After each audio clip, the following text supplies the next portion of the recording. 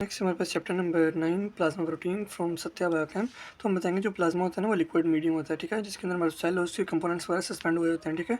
अब जो ब्लड मतलब जिसके अंदर एंटीकोगुलेंट्स पड़े होते हैं, जब उसे सेंट्रीफ्यूग करेंगे ना मतलब तो हमारे पास जो हेमाटोक्रिट होता है मतलब सेल कंपोनेंट्स होते हैं वो नीचे बैठ जाएंगे, ठीक है, क्योंकि उनकी डेंसिटी ज़्यादा होती है और बाकी जो हमारे पास ऊपर जो बचेगा वो प्लाज्मा पड़ा हुआ, ठीक है। जो सीरम होता है ना वो क्या होता है, लिक्विड, ऐसा लिक्विड जो सेपरेट होता है जब ब्लड क्लोट कर जाता है, मतलब जो ब्लड क्लोट कर जाता है ना और ऊपर थोड़ा सा जो लिक्विड बचता है उसे हम कहेंगे सीरम है। सीरम वो जो हमारे पास प्लाज्मा में मेन डिफरेंट फिब्रिनोजन की प्रेजेंस का ये एमसीक्यू भी है, ठीक है। उसके बाद हम बात करेंगे जो टोटल ब्लड का वॉल्यूम होता है तकरीबन 4.5 से 5 लीटर्स होता है टोटल ब्लड का वॉल्यूम, ठीक है। और जो हम बात करेंगे या ब्लड के फंक्शंस, रिस्पायरेशन में रोल होता है, मतलब ऑक्सीजन की ट्रांसपोर्ट, एक्सक्रीशन होता है, मेटाबॉलिक वेस्ट होते हैं रिमूव करवाने होते हैं, एसिड बेस बैलेंस के अंदर, वाटर बैलेंस के अंदर।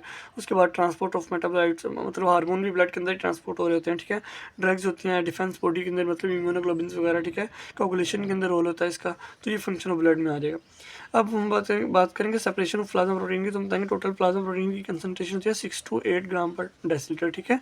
ये एमसीक्यू है। उसके बाद हम बताएंगे अब जो प्लाज्मा प्रोटीन होते हैं उन्हें सेपरेट कर सकते हैं 3 ग्रुप्स के अंदर, साल्टिंग आउट प्रोसेस भी कहते हैं एक्सट्रैक्ट करने को, लाइक एल्ब्यूमिन, ग्लोबुलिन और फिब्रिनोजन, ठीक है। अब जो प्रोसेस है ना इलेक्ट्रोफोरेसिस, ठीक है, ये मोस्ट कॉमनली हमारे पास वगैरह एनालिटिकल टेक्निक है सेपरेट करने के लिए प्लाज्मा प्रोटीन्स को, ठीक है। इनके अलावा पेपर और एगर जेल इलेक्ट्रोफोरेसिस भी आती है टाइप्स में, ठीक है। अब वो बता रहा है कि जो हमारे पास ठीक है प्लाज्मा प्रोटीन सेपरेट होगी 5 डिफरेंट बैंड्स की फॉर्म में, albumin, alpha 1, alpha 2, beta and gamma globulin है, ठीक है। मैं आपको दिखाता भी हूँ कि ये 5 बैंड्स आपके पास गिवन है कि इस फॉर्म में जब हम इलेक्ट्रोफोरेसिस करेंगे तो हमारे पास ऐसे के बैंड्स आ जाएंगे जहाँ से हमारे पास मतलब सेपरेशन के लिए ना। और ये आपके पास ये हमारे पास डेंसिटोमीटर स्कैनिंग है और साथ में ये सेपरेटेड बैंड्स है, ठीक है। स्कैनिंग के बाद ये आपके पास ग्राफ आ जाएगा। ये दोनों ही आपने नहीं करने, ठीक है, इन्हें छोड़ देना आपने। अब नॉर्मल इलेक्ट्रोफ्लोटिक पैटर्न्स के बारे में क्या जानते हैं, मतलब इलेक्ट्रोफोरेसिस हम यूज़ करते हैं किस लिए, असेस कर लेंगे ये डिजीज़ को देखने के लिए कि हमें ये डिजीज़ हैं कि नहीं। मल्टीपल माइलोमा जिसके अंदर क्या हो रहा होता है, जो हमारे पास ना गामा ग्लोबुलिन होता है उसके साथ एम बैंड्स अपीयर होना स्टार्ट हो जाते हैं, ठीक है। एक्यूट इन्फेक्शन में हमेशा अल्फा 1 और अल्फा 2 ग्लोबुलिन बढ़ जाएंगे, ठीक है। नेफ्रोटिक सिंड्रोम में क्या हो जाएगा, एल्ब्यूमिन सारी यूरिन के अंदर बाहर निकल जाएगी और क्या हो जाएगा हमारे पास अल्फा 2 ग्लोबुलिन बढ़ जाएगी और साथ में एल्ब्यूमिन मैंने आपको बताया ना कम हो जाएगी क्योंकि वो यूरिन से निकल जाएगी बाहर।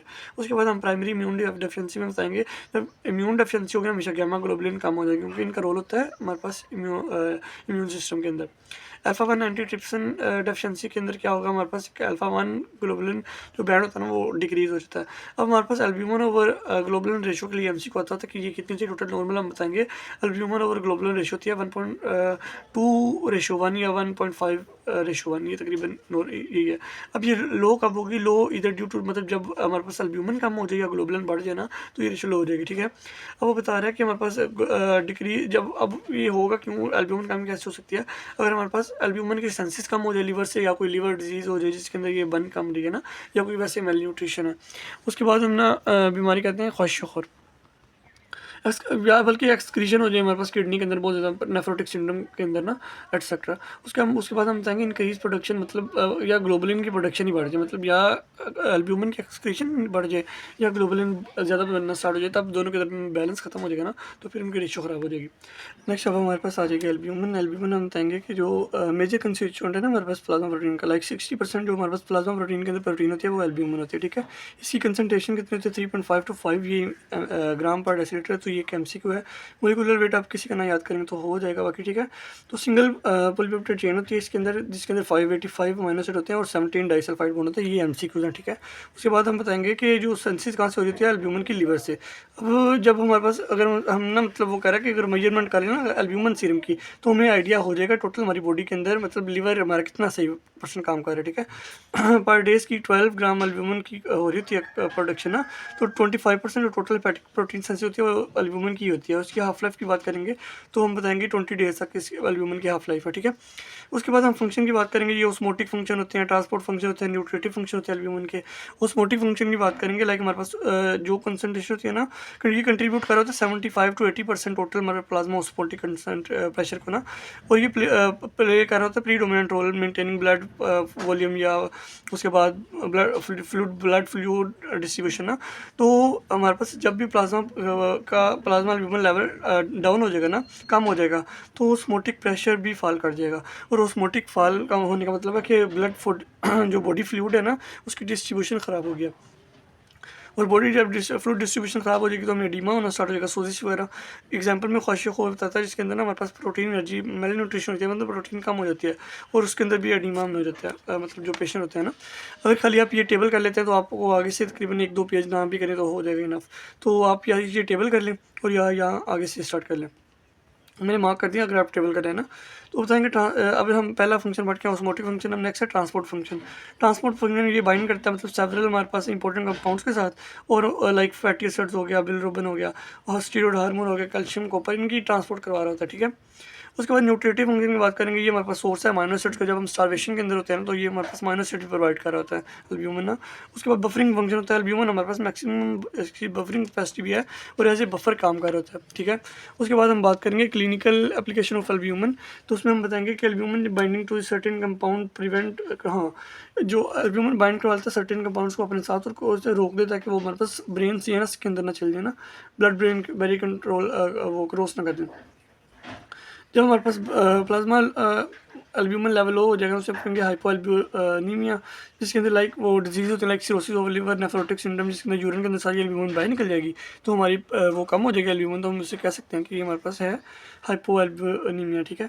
इसके अंदर क्या हो रहा होता है कि जो प्लाज्मा प्रोटीन होती है ना, वो एल्ब्यूमिन वो लेस देन 2 ग्राम पर डेसीलीटर रह जाती है, इसलिए हमारे पास प्लाज्मा ऑस्मोटिक प्रेशर भी फॉल कर जाता है, फ्लो भी हमारा प्लाज्मा का कम हो जाता है, ठीक है। मतलब जो बाहर की तरफ बढ़ जाता है इंटरस्टिशियम में ना, इस वजह से एडिमा ऑफ लेग्स और अदर बॉडी पार्ट्स का एडिमा होने लग जाता है, पर इसकी डेफिशिएंसी की वजह से। उसके बाद हम बताएंगे एल्ब्यूमिन यूरिया, मतलब कि जब एल्ब्यूमिन यूरिन के अंदर निकलना स्टार्ट हो जाएगी। माइक्रो एल्ब्यूमिन यूरिया के हम बताएंगे कि ये फ्यूचर मतलब हल्का हल्का सा आ रहा है मतलब एल्ब्यूमिन यूरिन के अंदर ना, तो ये फ्यूचर रिस्क हो सकता है कि किडनी डिजीज़ के लिए। उसके बाद हम थेरेप्यूटिकली एल्ब्यूमिन इंपॉर्टेंट है, क्योंकि ये बर्न्स जब जल जाता है ना, कट्स लग जाते हैं मतलब जल जाता है, उसके बाद या कोई हेमरेज होता है, उसके अंदर हम एल्ब्यूमिन को ना एज ए ट्रीटमेंट भी दे सकते हैं, ठीक है। थेरेप्यूटिकली भी इंपॉर्टेंट है। उसके बाद हम बताएंगे ग्लोबुलिन, ठीक है, ये कंस्टिट्यूट का, ये भी हमारे पास प्लाज्मा प्रोटीन का पार्ट है। ये तकरीबन 4 टाइप्स के हैं, अल्फा 1, अल्फा 2, बीटा और गामा ग्लोबुलिन, ठीक है। इनका जो मतलब साइज थोड़ा सा बड़ा होता है एल्ब्यूमिन की निस्बत। अब इनकी थोड़ी चीज़ें लाइक अल्फा 1 एंटी ट्रिप्सिन की बात करेंगे, तो अल्फा 1 जो एंटी ट्रिप्सिन होता है ना, ये most recently called alpha anti proteinase, ठीक है। ये 394 अमाइनो एसिड्स का मतलब से बनता है। मोलिकुलर इनका वेट होता है 4000, ठीक है। अल्फा 1 एंटी ट्रिप्सिन होता है ना, ये मसलिन प्रोटीनेज हमारे पास इनहिबिटर होता है, जो कि ट्रिप्सिन के साथ, इलास्टिन के साथ और अदर प्रोटीन जो प्रोटीएज एंजाइम होते हैं ना, उनके साथ बाइंड करता है अल्फा 1 एंटी ट्रिप्सिन, उनकी एक्टिविटी को रोक देता है, बंद कर देता है। उसके बाद हम बात करेंगे क्लिनिकल सिग्निफिकेंस के अल्फा 1 एंटी ट्रिप्सिन की। तो एम्फीसीमा की डेफिशिएंसी, जब इसकी डेफिशिएंसी हो जाएगी ना अल्फा 1 एंटी ट्रिप्सिन की, तो हमारे पास 2 डिजीज़ हो सकती है, एक एम्फीसीमा और दूसरी हमारे पास लिवर डिजीज़ हो सकते हैं। लिवर डिजीज़ के अंदर भी हो सकती है ये मतलब डेफिशिएंसी ना। एम्फीसीमा में क्या हो रहा था, एबनॉर्मल डिस्टेंशन, मतलब लंग्स की ना ऑब्स्ट्रक्टिव डिजीज़ है, मतलब जो सांस हम अंदर तो ले लेते हैं लेकिन हम सांस को बाहर नहीं निकाल पाएंगे। एटलीस्ट 5% केसेस के अंदर क्या हो रहा था कि हमारे पास जो अल्फा 1 एंटी ट्रिप्सिन होता है उसकी डेफिशिएंसी की वजह से एम्फीसीमा हो रहा होता है, ठीक है। अब इसमें होता है कि ये लंग्स इन्फेक्शन के साथ मतलब इन्वॉल्व होती है। अब लाइक निमोनिया के साथ इनके इसमें क्या होता है कि मैक्रोफेजेस की एक्टिविटी बढ़ जाती है। जब मैक्रोफेजेस की एक्टिविटी बढ़ जाएगी तो वो इलास्टेज को रिलीज करवाएंगे डैमेज लंग से, ठीक है। बल्कि इलास्टिस को रिलीज़ करेंगे, इलास्टिस आगे लंग्स को ऑपरेट करके उन्हें डैमेज करवा देगा। अब उनकी स्मोकिंग बात करेंगे, स्मोकिंग का क्या इफेक्ट होता है अल्फा 1 एंटी ट्रिप्सिन के ऊपर। तो ना जो हमारे पास अल्फा 1 एंटी ट्रिप्सिन होता है उसकी 358 पोजीशन पे मिथ्योनिन लगा होता है, तो जो कि बाइंडिंग में रोल प्ले कर रहा था प्रोटीएजेज के साथ ना। जब स्मोकिंग करेंगे तो मिथ्योनिन की जगह ना मतलब मिथ्योनिन सल्फाइड सल्फ ऑक्साइड लग जाएगा, ठीक है। सल्फ ऑक्साइड जब लग जाएगा ना तो मिथ्योनिन सल्फ ऑक्साइड की कोई एबिलिटी नहीं है कि वो बाइंड कर सके ना हमारे पास उनके साथ लाइक प्रोटीएजेस के साथ, तो फिर वो बाइंड नहीं कर पाएंगे। तो हैवी स्मोकर्स के अंदर ये रिस्क होता है कि उनके अंदर मतलब अगर अल्फा 100% की डेफिशिएंसी भी है ना, उनके लंग्स डिस्ट्रॉय होने के चांसेस बहुत ज़्यादा बढ़ जाते हैं। अब लिवर डिजीज़ के अंदर क्या होता है कि ड्यू टू जब हमारे पास म्यूटेंट हमारे पास मतलब अल्फा 1 एंटी ट्रिप्सिन जब जमा होने लग जाएगी ना पॉलीमर्स की फॉर्म में, तो ये हमारे पास देन लिवर को लाइक हेपेटाइटिस काज करवा देगी या सिरोसिस ऑफ लिवर काज करवा देगी, छोटा हो जाएगा लिवर।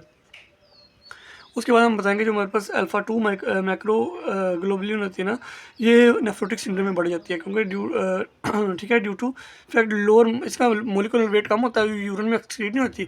जब भी नेफ्रोटिक सिंड्रोम होता है तो सारी प्रोटीन बाहर निकलने लग जाती है, लेकिन ये बाहर नहीं निकलती, इसलिए इसका लेवल बढ़ जाता है। ठीक है, अब हमारे पास होती है हेप्टोग्लोबुलिन। ठीक है, हेप्टोग्लोबुलिन हम देंगे एक्यूट फेज प्रोटीन है हमारे पास।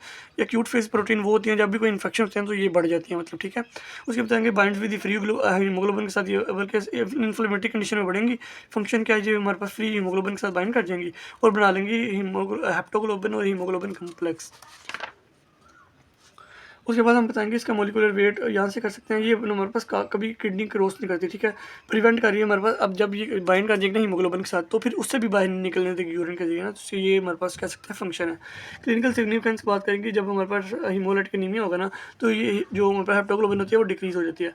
ठीक है, इसका जो लाइफ की टाइम है ना वो तकरीबन है 5 डेज़। लेकिन जब हमारे पास ये हीमोग्लोबिन के साथ बाइंड कर जाती है ना तो इसका हाफ लाइफ कम होकर हमारे पास 90 मिनट्स रह जाती है इस कम्प्लेक्स की।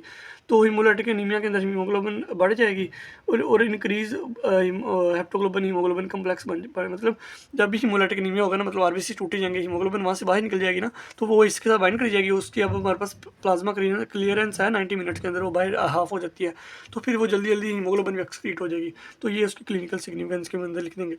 उसके बाद हम स्टीरोप्लाज्मिन के बारे में बताएंगे। ये हमारे पास कॉपर बाइंडिंग प्रोटीन है, अल्फा टू ग्लोबुलिन है। इसके बाद हम बताएंगे 30 मिलीग्राम पर डेसीलीटर इसकी प्लाज्मा कंसनट्रेशन है। ठीक है, और ऑलमोस्ट 90% जो कॉपर होता है ना प्लाज्मा से इसी के साथ बाइंड करता है।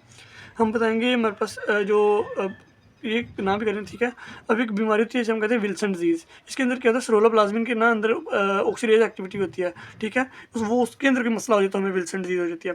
अब ट्रांसफरिन के बारे में बताएंगे, जो इसका मोलिकुलर वेट होता है 76,000। ठीक है, उसके बाद हम बताएंगे ये ट्रांसफरिन ने आयरन की ट्रांसपोर्ट करवानी होती है। एक्यूट फेज प्रोटीन, जैसे मैंने बताया था ना, इन्फ्लेमेटरी कंडीशन कोई भी मतलब मसला बन जाएगा तो सबसे पहले एक्यूट फेज प्रोटीन बढ़ जाएंगी, उनके अंदर आ जाएंगी। ये नॉन स्पेसिफिक रिस्पॉन्स प्रोटीन होती है जो कि किसी इंजरी वगैरह या इन्फ्लेमेटरी कंडीशन में बढ़ जाएंगी। अब इनमें अल्फा 1 एंटीट्रिप्सिन, सिरोलोप्लाज्मिन, कंप्लीट प्रोटीन आ जाएगी, और सी रिएक्टिव प्रोटीन, ये सबसे इंपॉर्टेंट प्रोटीन होती है। सी रिएक्टिव प्रोटीन, इसके बारे में बाद में पढ़ते हैं। सर्टेन जो प्लाज्मा प्रोटीन होते हैं डिक्रीज करेंगी और कुछ बढ़ जाएंगी एक्सेट्रा, अभी यहाँ से कुछ नहीं करना। ये हमारे पास ना दिखाएं, देखें पहले आपको इसका बता दूं, लाइक नॉर्मल प्लाज्मा प्रोटीन होती है समझ लीजिए यहाँ तक। जो इन्फेक्शन होती है तो ये सारी सी रिएक्टिव प्रोटीन एक्सेट्रा बढ़ जाएंगी, फिर हम ट्रीटमेंट करेंगे तो दोबारा कम हो जाएंगी। ये कुछ खास नहीं है, करें भी ना चाहे। सी रिएक्टिव प्रोटीन क्या होती है, हमारे पास मेजर कंपोनेंट होता है एक्यूट फेज प्रोटीन का। मैंने आपको पहले भी बताया था कि ये लीवर से बनेगा। ठीक है, इस एस्टिमेशन जब कराएंगे ना CRP की, तो ये हमारे पास एक्यूट फेज रिस्पॉन्स का शो कर रहा होता है। और ये हमारा CRP अगर नॉर्मल 7 to 10 डेज में नॉर्मल हो जाती है, लेकिन अगर ये बढ़ गया ना तो इसका मतलब यही है कि हमारे पास इन्फ्लेमेशन भी आ गई, अभी तक बढ़ी है, बीमारी ठीक नहीं हो रही, रिकवरी हमारे पास कॉम्प्लिकेटेड है अभी। ठीक है, तो उसके बाद बताएंगे हाई सेंसिटिव CRP जो होती है ना, मतलब हाई सेंसिटिव CRP, इसकी कंसर्न ये भी सर्कुलेशन में कभी कभार होती है। इसके लेवल होते हैं तकरीबन 100 से 300 माइक्रोग्राम पर डेसीलीटर। ये हमारे पास क्रोनरी हार्ट डिजीज़ को, risk of coronary heart disease को शो करी होती है। अब इम्यूनोग्लोबिन जो हमारे पास होती है ना, लाइक हायर इनकी ना वर्टिब्रेट्स के अंदर हमारे पास जो डिफेंस सिस्टम होता है काफ़ी स्ट्रॉन्ग होता है, तो वो हमारे पास रोक रहा होता है वे वायरस को, बैक्टीरिया या डिफरेंट प्रोटीन्स को कि हमारी बॉडी के अंदर आए। ठीक है, ये आपके पास एक एंटीजन का गिवन है, लाइक यहाँ पे हमारे पास CH3 CH2 एक्सेट्रा CH1, या आपने कुछ ये बनाना आपको आना चाहिए हल्का सा ना, तो आप कहीं से मतलब गूगल से देख सकते हैं, मतलब इससे आसान आपको नज़र आ जाएगा। तो हम बताएंगे कि मतलब कलेक्टिवली जो चीज़ें हमने इन्वेजन ना हो तो उसे हम कहेंगे इम्यूनिटी। उसके बारे में आपको थोड़ी सी एक दो चीज़ें बताता हूँ कि जो हमारे पास होता है ना इम्यूनोग्लोबिन, ये बेसिक कंसेप्ट बताता हूँ कि ये मतलब होते हैं गैमा ग्लोबुलिन टोटल। ठीक है, इम्यूनोग्लोबिन इज हमारे फंक्शनल टर्म है जो ये, लेकिन gamma globulin is physical term है। अब स्ट्रक्चर बताएंगे हमारे पास इम्यूनोग्लोबिन का, हमारे पास ना IgG जो इम्यूनोग्लोबिन होती है ना, इसकी एक हैवी दो चेन होती हैं और दो होती हैं लाइट चेन। ठीक है, जो आपस में डाइसल्फाइड बॉन्ड के जरिए जुड़ी होती हैं। ये बहुत इंपॉर्टेंट MCQ था, ये आया भी हुआ था। उसके बाद हम बताएंगे इम्यूनोग्लोबिन वाई शेप्स के होते हैं, तकरीबन वाई देख बने हुए यहाँ से, और ये वाई की शेप दे रहा है हमें। हम बताएंगे ई जो चेन होती है ना मतलब इम्यूनोग्लोबिन की, उसके दो रीजन होते हैं, एक होता है कॉन्स्टेंट रीजन, एक होता है वेरिएबल रीजन। जो यहाँ से पढ़ लें, बाकी इंपॉर्टेंट यहाँ से करेंगे कुछ। अब हम बताएंगे जो वेरिएबल रीजन होता है ना, वो रिस्पॉन्सिबल होता है हमारे पास बाइंडिंग के लिए इम्यूनोग्लोबिन की एंटीबॉडी एंटीजन है। ये भी MCQ को याद रखना है आपने। ठीक है, आपने ये टेबल कर लेना, लाइक IgG का ह्यूमरल इम्यूनिटी में रोल होता है। IgM फर्स्ट लाइन, मतलब जब भी कोई मसला बनेगा ना सबसे पहले IgM आएगी सर्कुलेशन के अंदर। ये भी MCQ है, तो आप यहाँ से कर सकते हैं। अब क्लासेस करेंगे इम्यूनोग्लोबिन की, तो ये मैंने आपको यहाँ से पहले बता दी, IgG, IgA, IgM, IgD और IgE। ठीक है, 2 टाइप होती हैं लाइट चेन की, कैपा और लैम्डा। ठीक है, आगे भी इनको भी खास ना भी करें तो हो जाएगा। हम हम बताएंगे टोटल जो 5 क्लासेस होती है ना इम्यूनोग्लोबुलिन्स की। सबसे पहले आईजीजी की बात करते हैं। जो आईजीजी होता है मोस्ट अबंडेंट होती है, 75 to 80% जो पर होती है ना मतलब इम्यूनोग्लोबुलिन्स, वो यही होती है आईजीजी। ये हमारे पास सिंगल वाई शेप्ड यूनिट होता है, ठीक है आईजीजी का। ये प्लेसेंटा को हमारे पास क्रॉस कर सकता है, मतलब मदर से फीटस के अंदर ट्रांसफर हो सकती है इम्यूनिटी ना। तो एमसीक्यू आता होता है कि which of the following can cross the placenta, तो आईजीजी। जो आईजी होता है वो डबल हमारे पास यूनिट होता है, हेल्ड बाय जे चेन्स के से जुड़े होते हैं। ये बॉडी सेक्रेशन मतलब मिल्क वगैरह के अंदर, स्वेट वगैरह के अंदर, इंटेस्टाइन की वाल के अंदर। तो ये भी मतलब जब मदर मतलब ब्रेस्ट फीडिंग करवाती है अपने बेबी को, तो ये इम्यूनिटी मतलब आईजी ए के जरिए की ट्रांसफर होती है, ठीक है। तो अपने ये भी याद रखना है, एमसी को है। उसके बाद हम बताएंगे जो इम्यूनोग्लोबिन एम होती है ना, ये हमारे पास लार्जेस्ट होती है, ठीक है। 5 मतलब हेप्टा यूनिट पेंटोमेर होता है। उसके बाद जे पॉलीपेप्टाइड के आपस में जुड़े होते हैं, ये ब्लड वेसल्स के क्रॉस नहीं कर सकते, इसलिए हम कहेंगे कि ब्लड स्ट्रीम के अंदर रहेगा, और ये बच्चों के अंदर भी ट्रांसफर नहीं हो सकते ना, फीटस के अंदर भी। उसके बाद हम बात करेंगे कि जो होते हैं ना फर्स्ट एंटीबॉडी जो बनती है, मैंने आपको पहले बताया था किसी भी इन्वेजन के खिलाफ ना, तो वो हमेशा जी होगी, बल्कि आईजीएम होगी, ठीक है। ये उसके बाद हम बताएंगे कि इसकी 5 साइट होती है एंटीजन, वो आपको पता है पेंटामर है, इसलिए उसके इम्यूनोग्लोबिन जो डी होती है ना, ये इसके भी सिंगल वाई यूनिट होता है। ये लो कंसंट्रेशन में आमतौर पे प्रेजेंट होती है, और ये आमतौर पे जो बी बीटा लिम्फोसाइट्स होते हैं ना, उनके ऊपर प्रेजेंट होती है, उसके बीटा रिसेप्टर सेल्स के ऊपर। उसके बाद हम बताएंगे इम्यूनोग्लोबिन जो आईजीई होती है ना, ये भी वाई शेप होता है, मोनोमर होता है, ठीक है, सिंगल चेन। उसके बताएंगे ये हमारे एलर्जिक रिएक्शन, मतलब कभी भी एलर्जीज होगी ना, मतलब कभी भी एलर्जिक रिएक्शन का बात हो जाएगी, तो आपने कहना आईजीई बढ़ेगा, ठीक है। एलर्जीज के अंदर ये बढ़ जाती है, ये राइटली बाउंड करता है मास्ट सेल्स के साथ, और वहाँ से हिस्टामिन वगैरह रिलीज करवाता है, जो कि एलर्जी देन काज करते हैं। अब प्रोडक्शन की बात करेंगे, ये multiple production of immunoglobulin bye multiple gene. मतलब देखिए अब हम हर एक बीमारी के लिए तो हर एक जीन तो मतलब नहीं ना होगा। अब इनकी असल में क्या होता है, हमारे पास टोटल लाइट चेन होती हैं 3 सेपरेट जीन्स होती हैं, और लाइट चेन की 3 जीन्स होती हैं, और 4 हमारे पास डिफरेंट जीन्स होती हैं हमारे पास हैवी चेन्स की। अब इन एंटीबॉडी डाइवर्सिटी मतलब देखिए बीमारियाँ कितनी ज़्यादा हैं, तो हमारे पास क्या होगा, पर्सन तकरीबन 1000 मिलियंस ऑफ मतलब एंटीबॉडीज़ बना सकता है डिफरेंट टाइप्स की। क्यों? क्योंकि फिर ना देखें जीन्स चेंज नहीं होते, इनके कम्बिनेशन से डिफरेंट एंटीबॉडीज़ बनने लग जाती हैं। नेक्स्ट आता है मल्टीपल माइलोमा। तो हम बताएंगे जो प्लाज्मा सेल कैंसर को मल्टीपल माइलोमा कहते हैं। तकरीबन 1% टोटल कैंसर के अंदर मतलब मल्टीपल माइलोमा होता है, ठीक है। उसके अंदर उसके बाद हम बताएंगे कि जो मतलब फीमेल्स के अंदर ये मोर कॉमन होता है, और तकरीबन 45 to 60 ईयर्स की फीमेल के अंदर ये मैक्सिमम होता है, ठीक है। जो अब नॉर्मल आईजी प्रोडक्शन कैसे होता है, ड्यू टू मिलिग्रेंसी हो जाती है, मतलब single clone of plasma cell, मतलब बोन मैरो के किसी सिंगल मतलब जो क्लोन के अंदर अगर मसला बन जाता है, जिसकी वजह से मिलिग्रेंसी हो जाती है प्लाज्मा प्रोटीन की, तो वो बता रहे हैं कि तकरीबन ओवर प्रोडक्शन होती है हमारे पास आईजीजी की 70 मैक्सिमम आईजीजी बनती है, और आईजीए उसके सेकंड नंबर पर बनती है, ठीक है।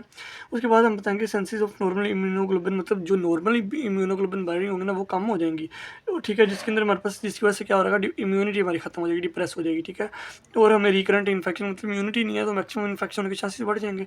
उसके बाद हम बताएंगे कि हम जब इलेक्ट्रोफ्लोटिक पैटर्न मतलब इलेक्ट्रोफ्लोसिस कराएंगे ना, तो हमें शार्प एम बैंड नजर आएंगे बिटवीन बीटा और गैमा ग्लोबुलिन के दरमियान में एम बैंड नजर आ रहे होंगे। उसके बाद बताएंगे जो एम बैंड होता है ना, तकरीबन रिप्लेस कर देता है गैमा ग्लोबुलिन को कम्प्लीटली, ठीक है, जिसकी वजह से गैमा ग्लोबुलिन की एसेंस तकरीबन फुल डिमिनिश हो जाएगी। उसके बताएंगे बेंस जोन्स प्रोटीन क्या थी, लाइट चेन्स और इम्यूनोग्लोबिन, मतलब सिंपल अगर बेंस जोन्स ने डिस्कवर किया था, लाइट चेन होती है जो मतलब कैपा और लेमडा, उसके बाद of the immunoglobin that are synthesised in excess, ये बनने ज़्यादा लग जाएंगी। 20% वो बता रहा है कि पेशेंट ऑफ मल्टीपल माइलोमा के अंदर बेंस जोन जो प्रोटीन होती है ना, वो मतलब एक्सक्रीट हो रही होती है यूरिन के अंदर। मतलब ये टेस्ट भी है कि अगर बेंस जोन प्रोटीन अगर यूरिन के अंदर निकल रही है तो वो हमें मल्टीपल माइलोमा की तरफ ले जाएगा हमारा सिनेरियो ना। तो आगे माइलोइडोसिस आ जाएगा, मतलब डिपॉजिट हो जाएगा हमारे पास स्मॉल लिटिल जो लाइट चेन होती है ना फ्रेगमेंट्स, ये लिवर के अंदर किडनी के अंदर, तो इनके डिपॉजिट होना स्टार्ट होते हैं, लाइक माइलोइड डिजीज़ जो मैंने आपको पहले बताया वो दूसरे चैप्टर्स के अंदर। उसके बाद हम बताएंगे presence of Bence Jones protein हमारे पास क्या करें, हम डिटेक्ट कैसे करेंगे हमारे पास यूरिन के अंदर आ रही है बेंस जोन्स प्रोटीन के नहीं। इलेक्ट्रोफोरेसिस करवा लेंगे, क्लासिकल हीट टेस्ट करवा लेंगे, या हमारे पास आ जाएंगे ब्रेडशो टेस्ट, तो उससे हमें आइडिया हो जाएगा कि हमारे मल्टीपल माइलोमा के अंदर जो प्रोटीन निकल रही हैं कि नहीं। उसके बाद हमारे पास लास्ट चीज़ आएगी कि you can do this from physio, ठीक है, ब्लड क्लोटिंग आपने फिजियो से ही करना है, और ये वहाँ पे बेस्ट लिखा हुआ है। जज़ाकल्लाह।